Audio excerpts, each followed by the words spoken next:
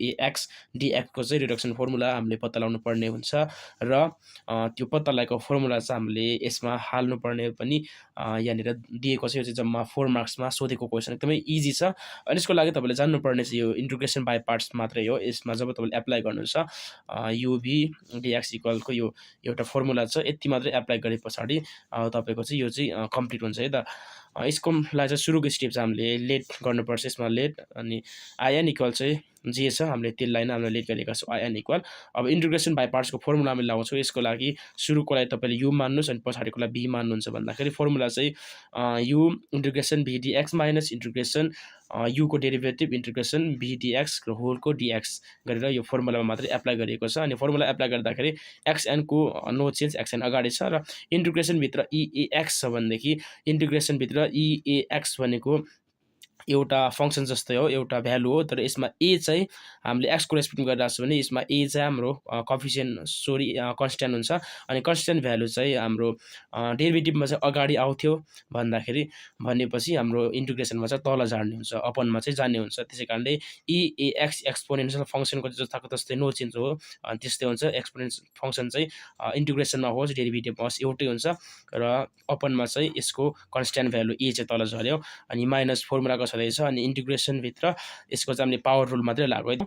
अनि ईको पावरमा एएक्सको इन्टिग्रेसन चाहिँ त्यही हो, ईको पावरमा एएक्स सेम हुन्छ र यसमा कन्स्ट्यान्ट भ्यालु मात्रै तल झर्ने हो र डिएक्स छँदैछ। अनि यसमा सेम भइगयो, माथिका हामीले सार्यो माइनस, अब एन पनि कन्स्ट्यान्ट हो, अपनमा ए पनि कन्स्ट्यान्ट हो, हामीले कन्स्ट्यान्टलाई अगाडि ल्यायो, केही प्रब्लम भएन। इन्टिग्रेसनभित्र छँदैछ एक्सको पावरमा एन माइनस 1 ईको पावरमा एएक्स डिएक्स छँदैछ है त। अनि हामीलाई चाहिएको चाहिँ यति नै हो। अब लगभग हाम्रो फाइनल भ्यालु चाहिँ आइसक्यो। अनि यो भनेको चाहिँ एक्सको पावरमा n minus 1 e to the power a x भनेको चाहिँ हामीले माथि जस्तै आइएन इक्वल लिँदाखेरि चाहिँ एक्सको पावरमा एन मात्रै छ, तर यसमा चाहिँ एक्सको पावरमा एन माइनस 1 छ भनेदेखि हामीले यसलाई चाहिँ आइएन माइनस 1 भन्न सक्यो। किन भन्दाखेरि चाहिँ एन माइनस 1 यता छ, त्यसै कारणले हामीले यसमा पनि एन माइनस 1 राख्न सक्यो। किनकि यसमा अगाडिकोमा चाहिँ एन मात्रै हुँदाखेरि चाहिँ आइएन हुन्थ्यो भनेदेखि यसमा एन माइनस 1 हुँदा चाहिँ यसमा आइएन माइनस 1 नै हुन्छ भनेर हामीले यति फंक्सनलाई चाहिँ हामीले आइएन माइनस 1 मानिदिएका छौँ। अनि हामीलाई चाहिने फाइनल चाहिँ यति नै, हाम्रो एन्सर चाहिँ यतिमा आइसक्यो। र अझै पनि क्वेसनले के भनेको छ भन्दाखेरि एन्ड हेन्स फाइन्ड इन्टिग्रेसन एक्सको पावरमा 5 ईको पावरमा एएक्स डिएक्स। यो चाहिँ एकदमै इजी छ। अनि तपाईँले यहाँनिर एनको भ्यालु देख्नुहुन्छ, यहाँनिर एन देख्नुहुन्छ अथवा यहाँनिर एन देख्नुहुन्छ। अब चाहिँ एनको ठाउँमा यो 5 लाई मात्रै राख्ने हो है, 5 लाई मात्रै राख्नुपर्छ। त्यसको मतलब हाम्रो एन बराबर कति हुन्छ त, क्वेसन दिएको छ एन बराबर चाहिँ 5 हुन्छ है। हाम्रो फर्मुला छ आइएन इक्वल, यता हेर्नुहोस् है त आइएन इक्वल छ अनि आइएनको ठाउँमा चाहिँ तपाईँले 5 लाई हाल्नुपर्ने हुन्छ है त।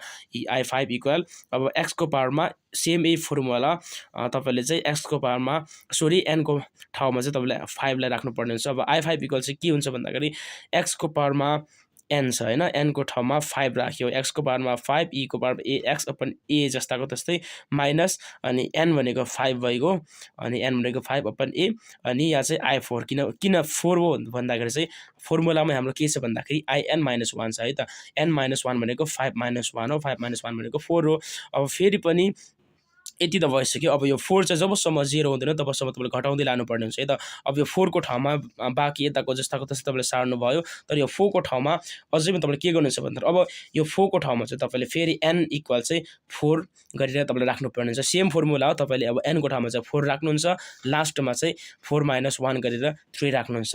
फेरि 3 को लागि त्यही सेम प्रोसेस हो। यो अगाडिको चाहिँ ब्राकेट मात्रै मैले खोलिदिएको छु जस्ताको तस्तै छ, र यो चाहिँ ठुलो ब्राकेटभित्र चाहिँ यो 3 को लागि फेरि यो ठुलो ब्राकेटभित्र चाहिँ तपाईँले एन इक्वल चाहिँ 3 राखेर गर्नुपर्ने हुन्छ। अनि लास्टमा चाहिँ 3 माइनस 1 गर्दा 2 सम्म तपाईँ जानुहुन्छ है त। फेरि सेम प्रोसेस हो, 2 तपाईँले एन इक्वल 2 राख्नुहुन्छ, यो सेम प्रोसेस रिपिट हुने मात्रै हो। तपाईँले 2 राख्नुहुन्छ अनि लास्टमा चाहिँ 1 हुन्छ है त। अनि 1 भए पछाडि चाहिँ तपाईँले त्यस पछाडि त 0 हुन्छ है, अनि 1 भन्दा पछाडि त्यसमा त 0 हुन्छ, 1 माइनस 1 त, अनि 0 भइसके पछाडि चाहिँ तपाईँले प्लस सी गरेर चाहिँ त्यतिलाई